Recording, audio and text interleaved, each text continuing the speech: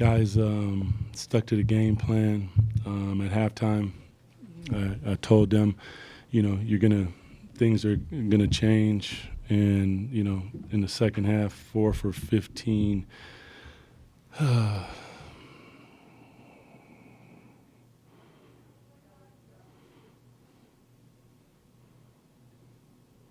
In free throw discrepancy, I thought the guys attacked the rim. They played a solid game. You got to give them credit too. Really good team.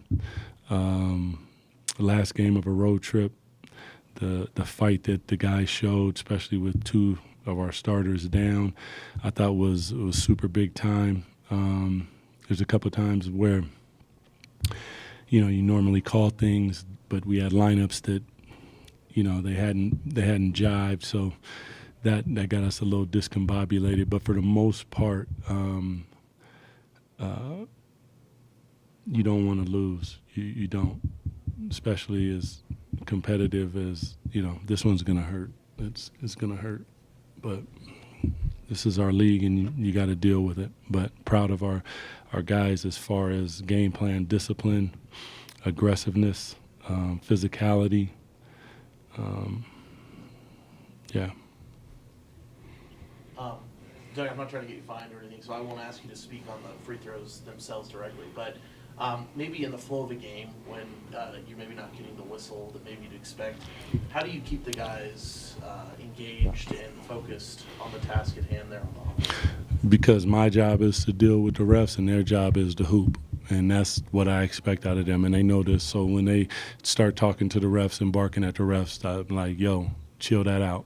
We don't do that. We here to hoop.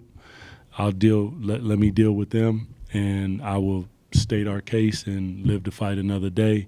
I want their minds focused on the game plan, and for the most part, we did that. There was a little bit where we got, like I said, a little discombobulated, but in a high leverage situation, it's to be expected sometimes. You don't want it, but it happens. Was there any? How do you assess sort of the fourth quarter for you guys and the discrepancy in the score and offense?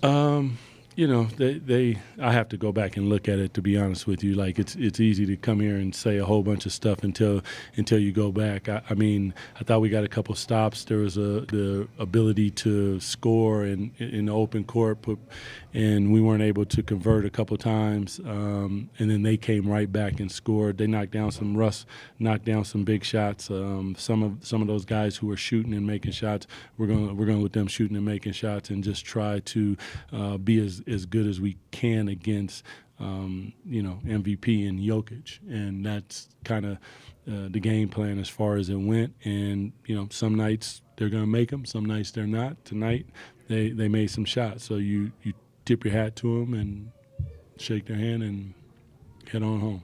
Given the opponent, was that one of the best defensive performances you've seen from this team since you've been on the staff the last few years? Well, I would say that how I explained it to them is, as we continue down this path, the opponents are going to get better, and it's going to be more of a playoff atmosphere. So the approach to this is going to be more playoff-esque. And then in the fact that there's a game plan, and in the playoffs, the plan switches because people adjust in different things based upon what we saw, what I watched on video, and different things.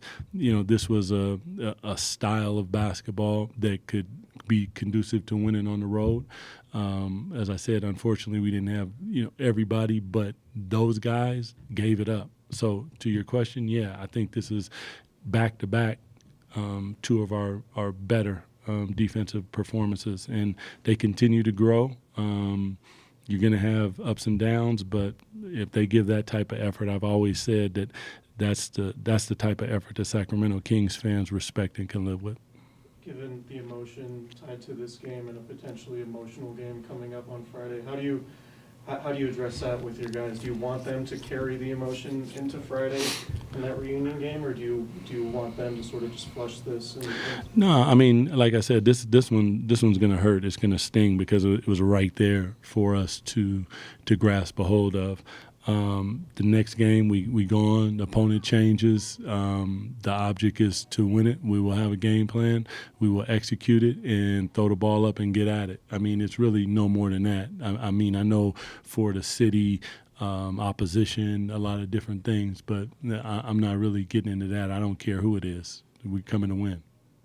Were you happy with what you saw in the three-point closeouts tonight, or is there maybe something there that you'll be wanting to look at?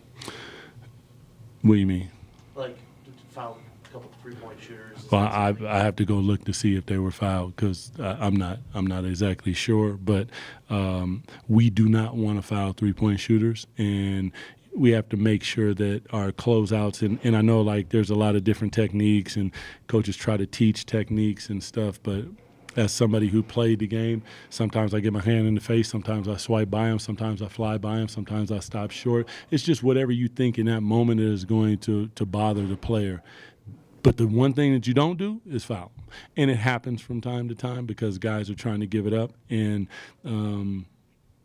we have to be better at that. But I also have to look at it and look at the technique that was used to see if I can talk to the player about doing something a little bit different. And we will. I mean, Keon is the one that comes to mind, and rarely will I have something to say about the way that kid plays defense. He gives it up. So you're going to live with some of those because great hands, great anticipation, and he plays with his heart. So, yeah. Going back to the defense, that was a very opponent-specific game plan. It seemed like.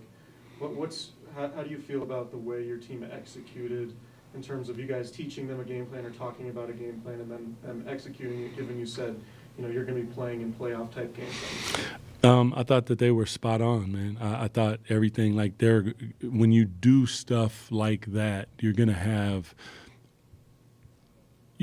slow rotations or hesitation, and what I really want them to do is be decisive in what you do. Even if it's not the right thing, if you are decisive, that means your teammate can see it, then he can pull the trigger. The next person pulls the trigger. And if they make shots, then you live with that. And in many ways, I thought that they executed at a really, really high level. Like I said, I'm going to go back and look at it, but that's the type of execution of a game plan that we want to see. Now we have to be better offensively, execute, especially down the stretch, make sure that to the point, leave the referees alone. They're here to do their job. Let them ride and do their job. We come here to compete at a high level and win, and I'll deal with them. Thanks, everyone. Appreciate you guys. Thank you.